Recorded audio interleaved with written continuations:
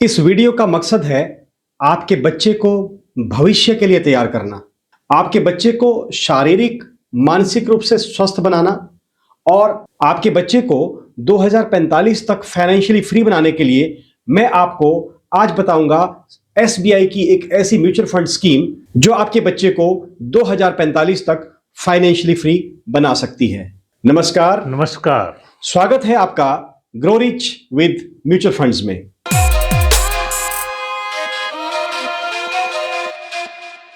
अगर वीडियो अच्छा लगे तो वीडियो को कर दीजिए लाइक और चैनल को कर दीजिए सब्सक्राइब। कमेंट करके अपने बच्चे की एज लिखिए। मैं कोशिश करूंगा आपके कमेंट का जवाब देने की, जिसमें मैं आपको बताऊंगा कि आप अपने बच्चे की फाइनेंशियल फ्रीडम के लिए क्या कर सकते हैं। पेरेंट्स ऐसा बच्चों के लिए क्या करें कि जिससे वो फिजिकली, मेंटली और फाइनेंशियली स्ट्रांग बने। एक पुरानी कहावत है कि अच्छे माता पिता और अच्छा गुरु भाग्य से मिलते हैं, और ये कहावत बहुत हद तक सही भी है। अच्छे पेरेंट्स का मतलब बच्चे की रिक्वायरमेंट्स को पूरा करना मात्र नहीं है। स्मार्ट पेरेंट्स ही अपने बच्चे के लिए आज से ही एक दूरदर्शी सोच रख करके फ्यूचर के लिए प्लानिंग कर सकते हैं। वो इस तरह से प्लानिंग करें कि आज से 20 साल के बाद जब उनका बच्चा बड़ा हो तो उसके पास एक स्ट्रांग बेस हो, जिस स्ट्रांग बेस के ऊपर वो रेडी टू फ्लाई हो, ना कि उसे स्ट्रगल करना पड़े। तो वो स्मार्ट पेरेंट्स कौन हो सकते हैं जो आज ही अपने बच्चे के लिए एक स्ट्रांग बेस बनाएं। स्ट्रांग बेस का मतलब ये नहीं है कि उसके लिए सिर्फ पैसा छोड़ के जाएं। पैसा इकट्ठा करके छोड़ना एक अलग चीज है, लेकिन स्ट्रांग बेस का मतलब है कि उसे मेंटली, फिजिकली इतना स्ट्रांग बना दे और फाइनेंशियली उसको इतना स्ट्रांग बेस प्रदान करें कि जब बच्चा 20 साल के बाद बड़ा होगा तो वो अपने पैरों पर उड़ने के लिए तैयार हो, ना कि चलने के लिए तैयार हो। क्या आपको नहीं लगता कि स्मार्ट पेरेंटिंग का मतलब सिर्फ बच्चों की रिक्वायरमेंट्स को पूरा करना मात्र नहीं है, बल्कि उनकी साइकोलॉजी को समझ करके उन्हें मेंटली और फिजिकली भी स्ट्रांग बनाना एक स्मार्ट पेरेंटिंग का ही हिस्सा है। बिल्कुल सही कहा आपने। हम क्या समझते हैं कि हमने किसी को फाइनेंशियली स्ट्रांग कर दिया तो सब कुछ हो गया, लेकिन ऐसा नहीं है। सबसे पहले तो हमने आज की डेट में देखा है कि अगर कोई बच्चा गलती करता है, वो छोटा है, तो मैक्सिमम पेरेंट्स ये कहते हैं कि अभी छोटा है, आगे चलकर सीख जाएगा। तो हो सकता है कि इस तरह का व्यवहार उस बच्चे के व्यक्तित्व को खराब कर दे और आगे चलकर उस चीज को समझ ही ना पाए। तो सबसे पहले तो पेरेंट्स को यह चीज जरूर चाहिए कि ऐसा बिल्कुल भी ना समझे कि आज गलती कर ली है तो आगे जाके ये समझ आएगा, बड़ा होगा तो खुद समझेगा। उस चीज को आज ही इंप्रूव करें।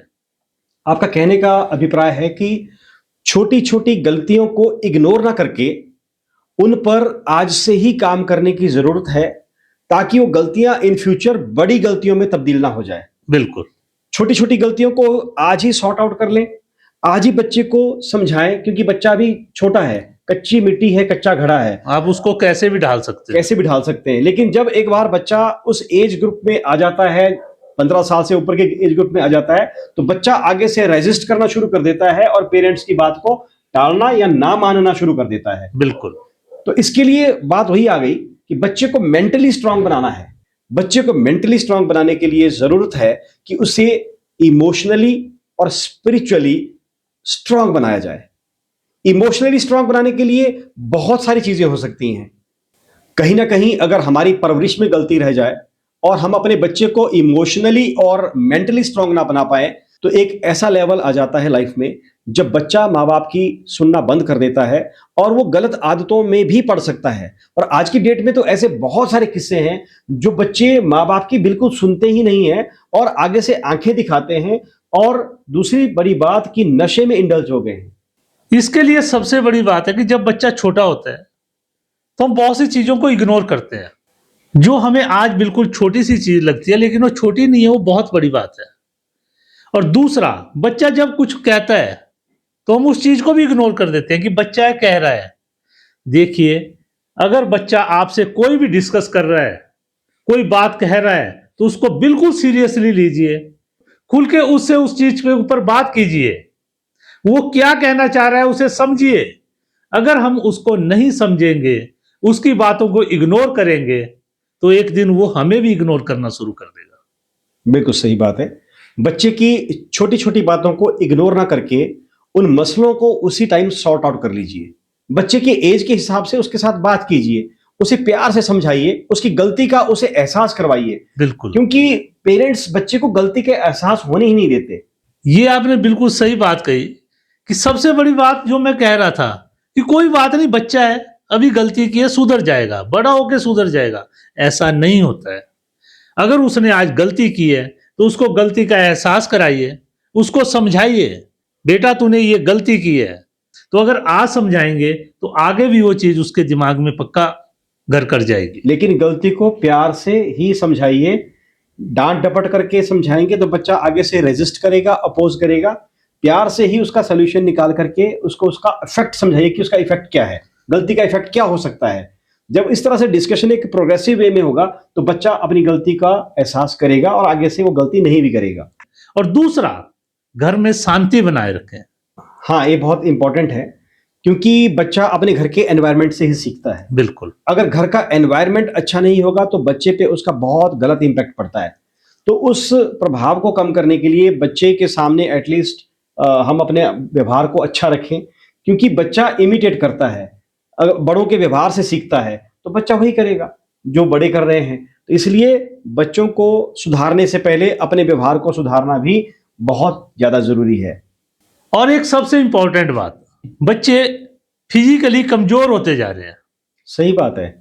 मैं एक दिन हॉस्पिटल गया था तो वहां पर बहुत से बच्चे थे जिनकी आई साइट वीक हो चुकी है। और इसका रीजन क्या है? मैं अक्सर देखता हूं कि आज की डेट में बच्चे प्लेग्राउंड में तो मिलते ही नहीं है, बिल्कुल, घर में ही मिलते हैं, एक आइसोलेशन में रहते हैं, मोबाइल पे लैपटॉप पे अपने गैजेट्स के साथ खेलते हैं, जबकि आउटडोर गेम्स में इन्वॉल्वमेंट होना बहुत ज्यादा जरूरी है। वो उनको फिजिकली भी स्ट्रांग बनाता है। साथ ही साथ ऐसा नहीं कि गेम्स खेल करके हमने कोई इंटरनेशनल प्लेयर बनना है, लेकिन गेम्स खेल करके उसकी एक फिजिकल ग्रोथ हो रही है, फिजिकल डेवलपमेंट हो रहा है। और घर में बैठ करके अगर वो किसी कंप्यूटर गेम पे लगा हुआ है या मोबाइल पे कहीं लगा हुआ है तो कहीं ना कहीं उसको मेंटली भी उसको वो चीज गलत तरीके से इफेक्ट कर रही है और फिजिकली तो उसको इफेक्ट कर ही रही है। मुझे याद है कि जब हमारे जमाने में बच्चे ग्राउंड में खेलते थे शाम को इकट्ठा होकर के, तो एक सहयोग की भावना, एक मित्रता, एक फ्रेंड सर्कल बनता था। अब आज की डेट में बच्चों का फ्रेंड सर्कल ही नहीं है। बिल्कुल, उस समय तो पूरे गांव के बच्चों का या पूरे कॉलोनी के बच्चों का आपस में एक फ्रेंड सर्कल हुआ करता था और सभी मिलजुल के रहते थे। बच्चों को जीतना भी आता था, बच्चों को हारना भी आता था। आज तो बच्चे सिर्फ जीतना चाहते हैं, हारने का एहसास तो कोई करना ही नहीं चाहता। और ये सबसे बड़ी समस्या है। प्लेग्राउंड में बच्चा एक रियल कंपटीशन में जा रहा है, माता पिता के साथ, दादा दादी के साथ खेल रहा है, तो रियल कंपटीशन नहीं है, वो उसके एज ग्रुप के नहीं है, उसके लेवल के नहीं है। तो बच्चा एक रियल कंपटीशन में नहीं जा रहा है, जिससे बच्चे के साइकोलॉजिकल इमोशनल ग्रोथ में बहुत प्रॉब्लम्स आ रही हैं। और उसकी वजह से आज के बच्चों में पेशेंस की बहुत ज्यादा कमी हो चुकी। ये तो बात की हमने बच्चे के मेंटल और फिजिकल डेवलपमेंट की। सबसे ज्यादा जरूरी क्या चीज है उसके बाद, इन सब चीजों के बाद पैसा। तो एक बच्चे को जब वो बड़ा हो जाए तो उसके पास एक अच्छा खासा पैसा हो, यानी कि उसको अभी से फाइनेंशियली फ्री कैसे किया जा सकता है। स्मार्ट पेरेंट्स अपने बच्चे को एक मजबूत फाइनेंशियल बेस देने के लिए प्रॉपर वे में इन्वेस्टमेंट करते हैं। और अभी मैं आपको एक इन्वेस्टमेंट स्ट्रेटेजी बताऊंगा। उस इन्वेस्टमेंट स्ट्रेटेजी का नाम है अपने बच्चे के लिए म्यूचुअल फंड्स में इन्वेस्टमेंट करना। म्यूचुअल फंड में इन्वेस्टमेंट करने के बहुत से तरीके हैं, लेकिन बच्चे के जो फंड्स होते हैं, चिल्ड्रन फंड्स, उनका इन्वेस्टमेंट स्टाइल डिफरेंट होता है। आज मैं आपको बताता हूं एक ऐसे फंड के बारे में जिस फंड ने बेहतरीन रिटर्न्स दिए हुए हैं, और उस फंड का नाम है SBI मैग्नम चिल्ड्रन फंड। अगर आप SBI मैग्नम चिल्ड्रन फंड का ट्रैक रिकॉर्ड देखें, क्योंकि SBI मैग्नम चिल्ड्रन फंड पिछले लगभग 5 साल से ये चला है, 2020 से ये शुरू हुआ है, और आज तक का इसका ओवरऑल CAGR 36% का है। जबकि आपने देखा होगा कि मार्केट 2022 में काफ़ी स्लम्प रहा मार्केट में, 2024 सितंबर अक्टूबर के बाद, और आज तक मार्केट बहुत ज़्यादा स्लम्प में, नेगेटिव सेंटीमेंट में रही है, बहुत ज़्यादा ग्रोथ इसमें इक्विटी में नहीं आया है। लेकिन SBI मैग्नम चिल्ड्रन फंड ने इन सब परिस्थितियों के बावजूद 36% का CAGR दिया है। तो इसका मतलब कि अगर किसी ने 2020 में उसमें 10 लाख रुपए डाला होता तो आज उसकी वैल्यू 50 लाख रुपए होती। बिल्कुल, आज उसकी वैल्यू 50 लाख के आसपास होती।